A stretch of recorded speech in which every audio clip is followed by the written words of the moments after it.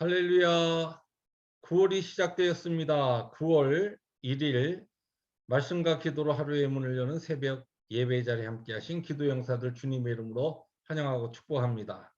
오늘은 시편 14편 말씀 우리 함께 낭송하시면서 새벽 예배 시작합니다. 어리석은 자는 그의 마음에 이르기를 하나님이 없다 하는도다.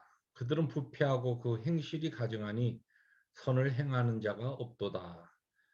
여호와께서 하늘에서 인생을 굽어 살피사 지각이 있어 하나님을 찾는 자가 있는가 보려 하신즉 다 치우쳐 함께 더러운 자가 되고 선을 행하는 자가 없으니 하나도 없도다.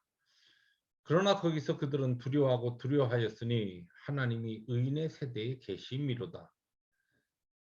너희가 가난한 자의 계획을 부끄럽게 하나 오직 여호와는 그의 피난처가 되시도다. 이스라엘의 구원이 시온에서 나오기를 원하는도다. 여호와께서 그의 백성을 포로된 곳에서 돌이키실 때에 야곱이 즐거워하고 이스라엘이 기뻐하리로다. 아멘. 살아계신 아버지 하나님 감사합니다.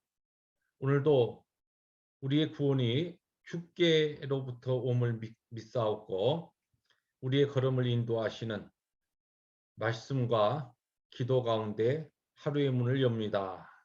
주께서 우리와 동행하시고 우리의 가는 길을 친히 인도하여 주옵소서. 말씀으로 저희들을 먹여 주시옵소서. 예수님의 이름으로 감사하기도 합니다. 아멘. 하나님의 말씀은 오늘 사사기 12장으로 넘어와서 1절부터 15절 우리 전장을 같이 교독합니다.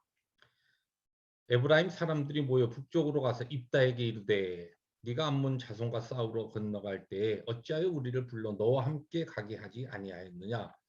우리가 반드시 너와 내 집을 불사르리라 하니 입다가 그들에게 이르되 나와 내 백성이 암몬 자손과 크게 싸울 때 내가 너희를 부르되 너희가 나를 그들의 손에서 구원하지 아니한 고로 나는 너희가 도와주지 아니하는 것을 보고 내 목숨을 돌보지 아니하고 건너가서 암몬 자손을 쳤더니 여호와께서 그들을 내 손에 넘겨 주셨거늘 너희가 어찌하여 오늘 내게 올라와서 나와 더불어 싸우고자 하느냐 하니라. 입다가 길앗 사람들 다 모으고 에브라임과 싸웠으며 길앗 사람들이 에브라임을 쳐서 무찔렀으니 이는 에브라임의 말이 너희 길앗 사람은 본래 에브라임에서 도망한 자로서 에브라임과 므낫세 중에 있다 하였습니다. 길앗 사람이 에브라임 사람보다 앞서 요단강 나루턱을 장악하고 에브라임 사람의 도망하는 자가 말하기를 청하건대 나를 건너가게 하라 하면 길앗 사람이 그에게 묻기를 네가 에브라임 사람이냐 하여 그가 만일 아니라 하면 그에게 이르기를 십볼렛이라 발음하라 하여 에브라임 사람이 그렇게 바로 말하지 못하고 십볼렛이라 발음하면 길앗 사람이 곧 그를 잡아서 요단강 나루턱에서 죽였더라. 그때에 에브라임 사람의 죽은 자가 42,000명이었더라. 입다가 이스라엘 사사가 된 지 6년이라 길앗 사람 입다가 죽음에 길앗에 있는 그의 성읍에 장사되었더라. 그 뒤를 이어 베들레헴의 입산이 이스라엘의 사사가 되었더라. 그가 아들 30명과 딸 30명을 두었더니 그가 딸들을 밖으로 시집 보냈고 아들들을 위하여는 밖에서 여자 30명을 데려왔더라.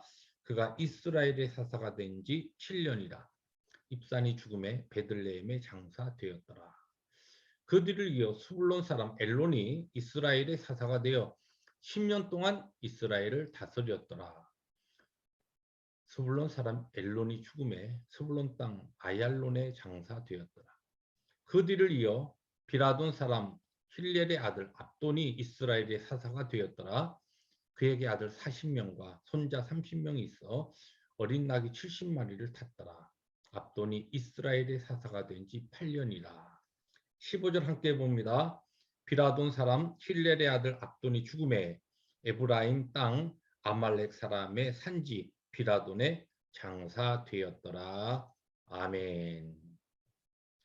네, 어제 이어서 오늘 이 사사기 12장은 어제 이 11장에 하나님께서 입다라고 하는 이 길앗의 아들 이 기생의 아들을 통하여서 하나님께서 18년 동안 이 암몬 자손의 압제하에 있었던 이스라엘의 구원을 베푸신 것 같은 내용을 우리들이 11장 전체를 통하여서 살펴보았습니다.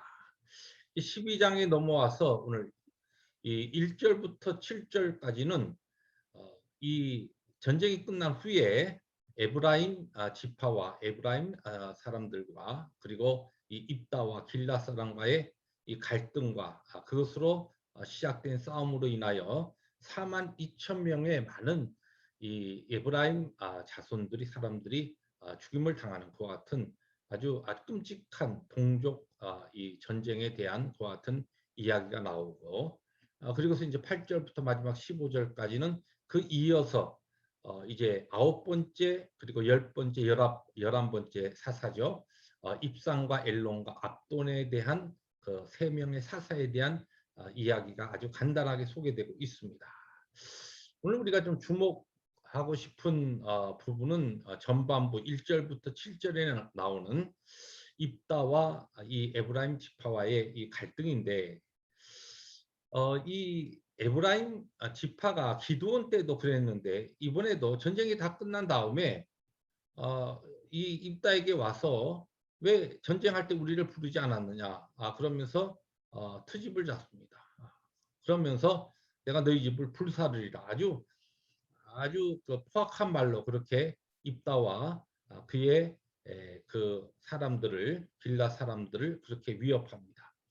이때에 뒤에 보시면 사절에 보시면 그것으로 끝나지 아니하고 굉장히 이 어떻게 보면 입다에게 있어서는 아주 아킬레스건 같은 그가 기생의 아들로서 자기도 이 신분적인 배경 때문에 그렇게 참 어려움을 당했는데 그런데 길라 사람들 너희들이 사실 우리 에브라임 지파에 있다가 도망친 자들로서 므낫세와 에브라임 이 지파 사이에 변두리에 살고 있는 그런 사람들 아니냐 그러면서 그들의 아주 자존심을 확 그냥 긁어버리는 그와 같은 이야기를 합니다. 그래서 결국은 전쟁이 일어나서 아주 끔찍한 그와 같은 동족 살해의 그러한 일들이 벌어지는 것을 볼 수 있습니다.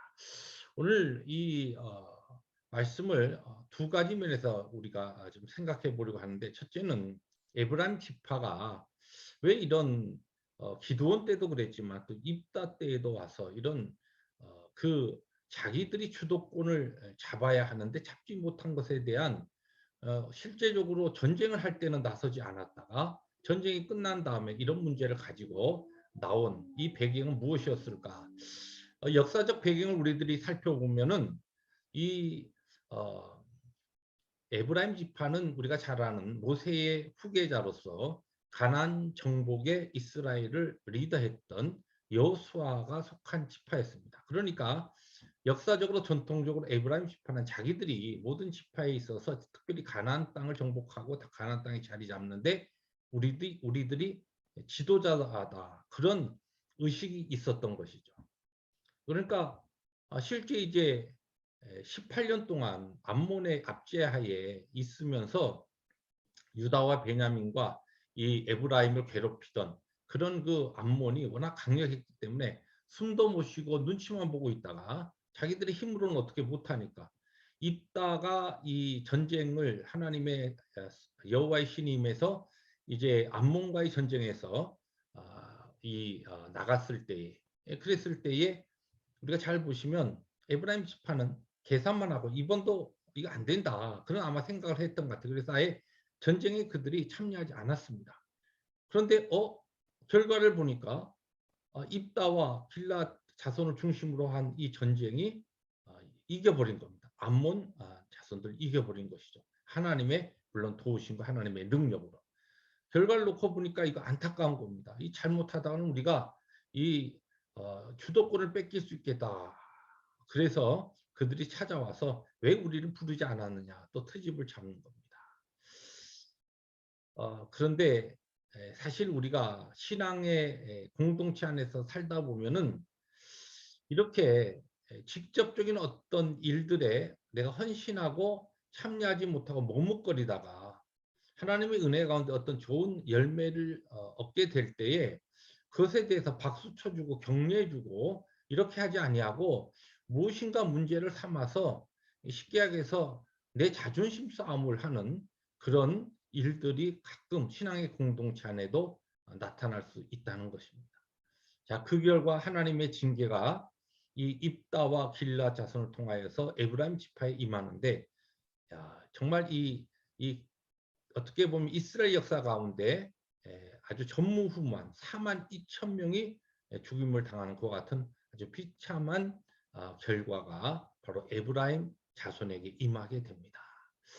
이것을 통하여 우리는 공동체 하나님의 백성으로 우리들이 함께 교회를 세워가고 그리스도의 몸된 교회와 하나님의 사역을 감당할 때에 따라서 우리의 여러 가지 형편에 따라 직접적으로 열심히 앞장서서 내가 그 일에 참여하지 못했다 하더라도 하나님께서 좋은 열매와 결과를 주실 때는 그것을 박수치며 격려할 수 있는 이와 같은 영적인 겸손한 자세가 우리에게 필요하다는 것입니다.